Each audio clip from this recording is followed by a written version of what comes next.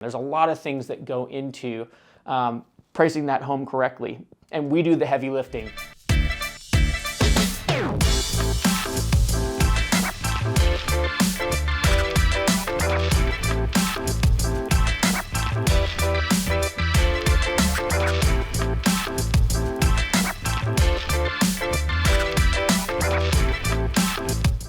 So how do we determine the correct price tag to put on your real estate if you're looking at selling? This is something that I don't think everybody really understands or realizes the work that goes into a proper market analysis on your property. We do different types of market analysis on different types of properties. Obviously, sometimes, if you're looking in a tract home development, it's not really hard to pull comps on those. Typically, you'll have a similar layout that's sold within the last year. It's a lot easier to come to an understanding of price, but there is still, even in that, there's also, last year's market may be different than this year's market. So there's a lot of different factors that go into determining the value of your home. What we look at is what is sold, so that's where the market's coming from, and that's really all appraisers are going to use when they're looking at comparables, not what's pending or what's active, but what's actually sold. So we look at what's sold, we look at what's pending because that's where the market currently is. We can do research on that, talking to different agents and seeing where they're at on offer price and what type of offers they got on the home. What's active is the next thing that we look at, is where's the market going? Are there a ton of price reductions that are happening? Or are people getting offers right out of the gate and things are pending really fast? Or are they sitting a lot longer and having to do those price reductions? That all determines where the market is at and how we determine values. A lot of times we will get a spread which is in between a certain price range, so within $10,000, $20,000 of where we're at. If it's a higher piece of land, higher end piece of land, a higher end home, a luxury home, it may be a bigger spread than that, but we'll usually have that spread there based on that information, and then we really want to take into consideration what the market is doing right now in that particular price range. We've got something here at Keller Williams called the Total Market Overview.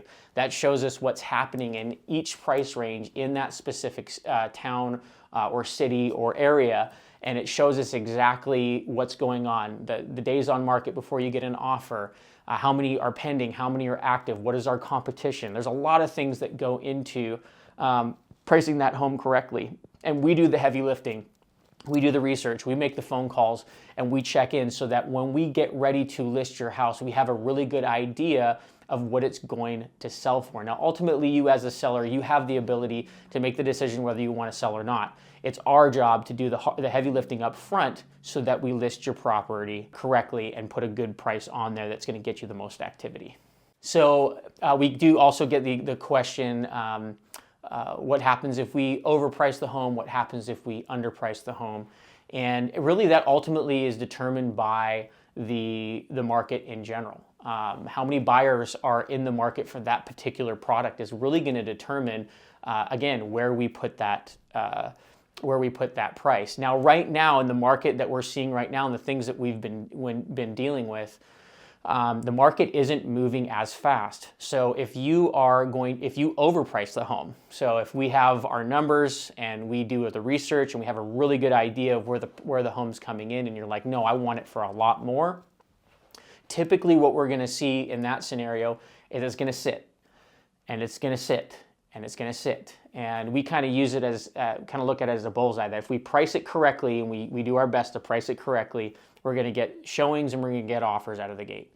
But as we start moving outside of that ring, of that bullseye, and we start pricing it higher and higher and higher, pretty soon we get to the point where we're going to get no showings, no inquiries, nobody's going to be interested because again, you're not the only person that's on the market selling that product a lot of the time.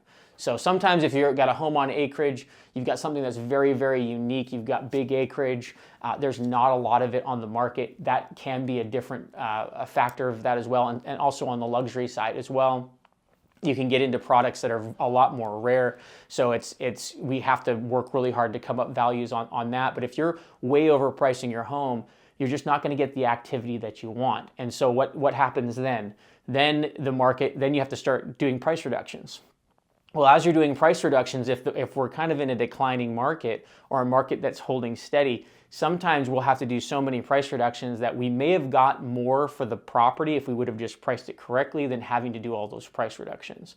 And so, depending on the way that the market's moving. So it's really important to give your home an accurate value based off of the research that we do to get it sold for the most amount of money. Now, underpricing your home. Right now in the market that we have today, underpricing your home sometimes really doesn't do a whole lot. Now, if you have a property that has a little bit more, has some characteristics to it that make it a little bit more challenging to sell the property, sometimes we have to do a lower price because there's too many glaring factors in comparison to other properties in the area. There's too many things that are making people not want to pull the trigger and purchase your property. But if you are underpricing your property, typically you can in that sense too. If you go too under, sometimes people look at it and they're like, well, what's wrong with it? And it can really take away from that. Now, if you slightly underprice your property, that can trigger multiple offers. So that is a strategy that we can talk through. And again, you guys being in the driver's seat, you make the decision of what you want to do in that. But sometimes doing a slight under market value listing can actually generate a lot of activity and drive a higher price. But a lot of this has to do with what the market is doing month in and month out, day in and day out. And the only way that you can have a real understanding of that is connecting with a real estate professional, connecting with someone that is in the market on a regular basis. That means they're helping people purchase property or real estate or whatever it is they're purchasing in North Idaho in the real estate market. They're helping buyers purchase and they're helping sellers sell their homes. They're doing that on a regular basis. That real estate agent is going to have an understanding of what is going on in the market, and so then they can best advise you on whether you can, where you should come in at the listing price. But there are pitfalls to either side.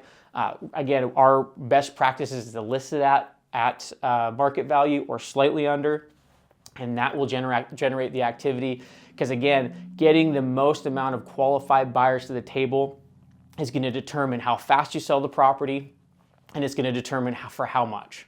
So hire a local real estate professional to list your property, and you will not regret it. It is definitely a good decision because there's a lot of good agents out there that know what they're doing to be able to help you sell your property. So if you're interested in listing something, vacant land, luxury, residential homes, any of those things that you're looking at listing, give us a call. We'd love to sit down with you, walk you through this process, really get into where the values are so that we can list your property and get the most value in today's market.